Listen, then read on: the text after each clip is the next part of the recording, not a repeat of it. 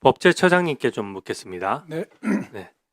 어제 헌법재판소가 마은혁 후보 임명 관련 결정을 불과 2시간 전에 선고를 미루면서 변론을 제기했습니다. 이게 마은혁 후보 관련된 권한쟁의 심판을 한 달 만에 선고 기일을 잡은 것도 헌정사상 최초의 일이고, 또 불과 2시간을 앞두고 선고를 미루고 다시 잡은 것도 사실 헌정사상 최초의 일입니다. 저는 마은혁 기본적으로 후보에 대해서 최상목 대행이 반드시 임명해야 될 어떤 법적인 의무가 있습니까? 한번 말씀해 주시죠. 그 부분은 이제 헌법재판소에서 판결이 이제 선고된 이후에 이제 검토해야 될 문제이고요. 일단 저는 이런 말씀을 좀 드리고 싶습니다. 저는 헌법재판소에서 이 권한쟁의 심판과 관련해서 우리 권한대행께서 그 여야 합의를 요청하면서 일단 임명을 보류해 놓은 이 조치에 대해서 이걸 위법이라고 판단할 거라고 믿지 않습니다. 왜냐하면 권한대행께서 임명을 보류한 그 여야가 좀 합의해 달라고 한 이 이유는 헌법재판소의 정치적 중립성을 확보하기 위한 그걸 보장하기 위한 조치였거든요. 그러니까 그 여야 합의가 왜 필요하냐면 헌법재판소라는 것은 국회의 입법 활동을 통제하는 기능을 가지고 있습니다. 다시 말하면 국회가 입법하면 그 위헌 여부를 가리고 또 탄핵하면 탄핵 여부를 가리는 거기 때문에 이게 기본적으로 국민의 기본권 보장도 있지만 국회 입법 활동을 통제하는 기능을 갖고 있기 때문에 이 헌법재판소의 재판관들은 국회에서 뽑을 때 그냥 일반 다수당의 그냥 단순 과반수로 뽑아서는 안 되는 거예요. 단순 과반수로 뽑아서는 안 되고 국회 전체의 의사가 포함된 사람을 뽑아야 국민 대표성이 인정되는 그런 통상적으로 헌법에서 여당 1명, 야당 1명 추천하고 마지막 3명을 추천할 때 네, 여야 합의로 계속 추천을 해왔고, 그렇습니다. 만약에 단순 표결로서만 할 수 있다라고 하면은 극단적으로 얘기해서 이제는 다수당이면은 다수당이 3명 다 추천할 수 있다는 얘기가 되는데, 그렇습니다. 그렇게 그래서 되면 헌법재판소가 정당성을 찾기 어렵다는 얘기 아닙니까? 그렇습니다. 그렇기 때문에 예를 들면 그 독일 연방헌법재판소가 우리 헌법재판소의 모델인데 독일에서는 물론 의회에서 헌법재판관들을 이제 선출하지만 거기서는 제적 3분의 2로 뽑게 돼 있어요. 제적 3분의 2로 뽑게 법률을 만든 이유가 여야가 반드시 합의하라는 거예요. 여야 합의를 강제하기 위해서 그런 조문을 만들어서 그 여야 합의가 필요한 것이 바로 헌법재판소의 정적 중립성 때문입니다. 그래서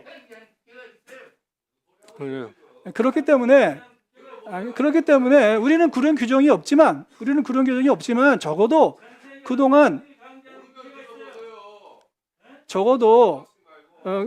우리 국회가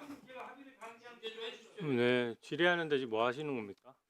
네. 적어도 우리 국회가 그동안에 여야 합의로 했던 이 관행을 가진 것이 바로 독일법에서 여야가 반드시 합의해서 헌법재판소의 정적 주도를 강화하려는 그 취지가 반영된 거였어요. 그렇기 때문에 좋습니다. 그런 취지에서 우리 권한대행께서 여야 합의를 좀 요청했던 것은 저는 정당한 권한 행사이기 때문에 절대로 이것을 불법이라고 판단할 거라고 믿지 않습니다. 네.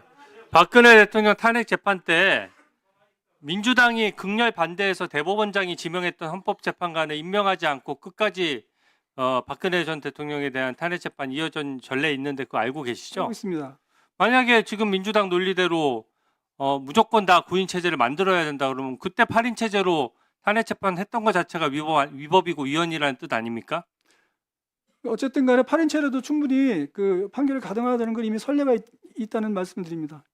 저는 어제 그 헌법재판소 공보관이 실제 헌재 결정이 지금 이루어지지도 않고 변론 재개를 신청한 상태인데 만약에 헌재가 위헌이라고 결정하면 최상목 대행이 거기에 반드시 따라야 되고 따르지 않으면 위헌 위법이라고 언론 브리핑한 것에 대해서 저는 헌재가 결정문으로서 얘기를 해야 되지 공보관이 이 결정도 이루어지지 않은 상태에서 이것을 먼저 얘기한 것은 굉장히 문제라고 생각합니다.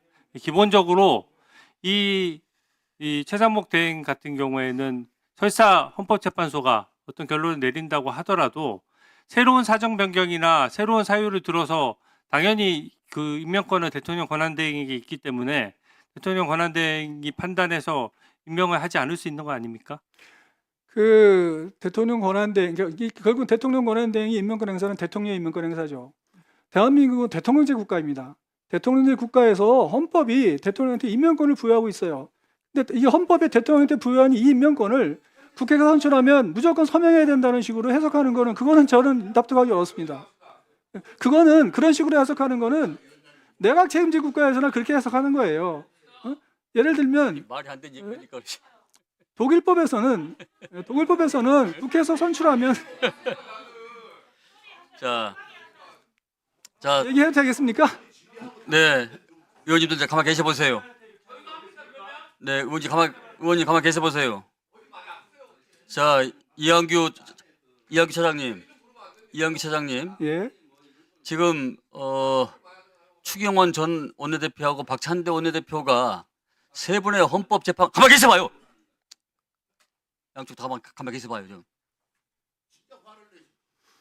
저 말을 끊으니까 좀 그 세 분에 대해서 합의를 봤기 때문에 청문회를 개최했고 청문회 개최 이후에 본회의장에서 투표를 했지 않겠습니까?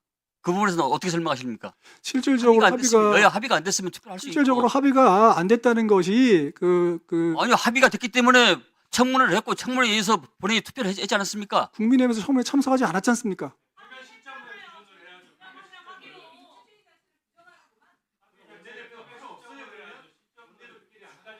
그러니까 실질적으로 합의가 됐느냐는 표결 시점으로 판단해야 될 것이고 표결 시점에서 합의가 있었는가는 아마 그 헌법재판소의 심리에서 판단하게 되지 않겠습니까? 그걸 제가 저한테 묻지 마시고요. 뭘 그러니까 그거는 우리가- 헌법재판소에서 판단하지 않겠습니까? 위원장이 저 증인한테 안 명면 누구한테 묻습니까? 근데 그게 합의가 에? 있었는지 그런 오만한 대답이 어디가 있어요? 아니요, 위원장님. 예? 아니라니. 아니면 바깥이 있지. 아니요, 위원장님. 제가 지금 답변할 기회를 주시면 됐어요. 답변하는 거 자. 들으셔야죠. 박진태 의원님 기다려 주십시오.